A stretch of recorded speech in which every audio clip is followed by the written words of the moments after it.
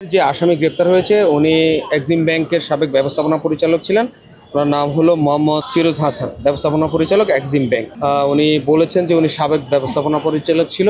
গতকালকে নিউজ অনুযায়ী এক্সিম ব্যাংকও সাবেক হয়ে গেছে। এক্সিম ব্যাংক নিজে এদের কুকীর্তির কারণে, দায়িত্বহীনতার কারণে আপনার সাবেক হয়ে গেছে। কারণ আপনারা জানেন যে 5টা ব্যাংক যারা এইভাবে ক্ষতিগ্রস্ত, সেখানে সরকার তাদেরকে মার্জ করার চিন্তা ভাবনা করেছে। আজকে যিনি তার বিরুদ্ধে স্পেসিফিক এলিগেশনটা হলো আপনার এই যে আসামি তারা পরস্পর যোগসাজশে ঋণ প্রস্তাব যেগুলো আসতো সেটা আপনার হলো কোয়েরি না করে এবং ঋণ প্রস্তাবগুলো ফেরত না পাঠিয়ে অসৎ উদ্দেশ্যে পরস্পর যোগসাজশে ক্ষমতার অপব্যবহার করে অপরাধজনক অসদাচরণ বিশ্বাসভঙ্গের মাধ্যমে গ্রাহকের ব্যবসা সম্পর্কে যাচাই না করে, বিজনেস ফিজিবিলিটি যাচাই না করে, ইনভেস্টমেন্ট রিস্ক ম্যানেজমেন্ট কমিটির সভাপতি হিসাবে উনি আপনার এই ঋণগুলা আপনার করতেন, অনুমোদন করাতেন।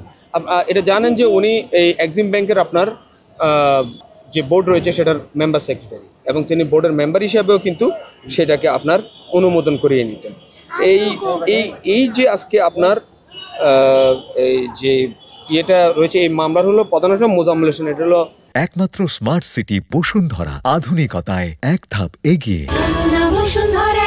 একটা কাগজে প্রতিষ্ঠান মদিনা ডেটস নামে একটা প্রতিষ্ঠান, সেখানে এই প্রতিষ্ঠানটিকে 897,93,749,749.62 টাকা কোনো রকমের কোল্যাটারাল ছাড়া, কোনো ধরনের ঋণ জামানত ছাড়াই আপনার যে অভিযোগ যেটা আছে ঋণ ছাড়াই, কোল্যাটারাল ছাড়াই আপনার ঋণগুলো দিয়েছেন এবং সেগুলো পরস্পর যোগসাজশ করে তারা করেছে। এই কারণে আজকে এই মামলার এই আসামিকে গ্রেপ্তার করে নিয়ে আসা হয়েছে এবং তার বিরুদ্ধে যে অভিযোগ যে আইনে সেটা হলো দণ্ডবিধি 409/109 এবং দুর্নীতি প্রতিরোধ আইন 1947-এর 5-200, মানি লন্ডারিং প্রতিরোধ আইনের 4-2, 4-3।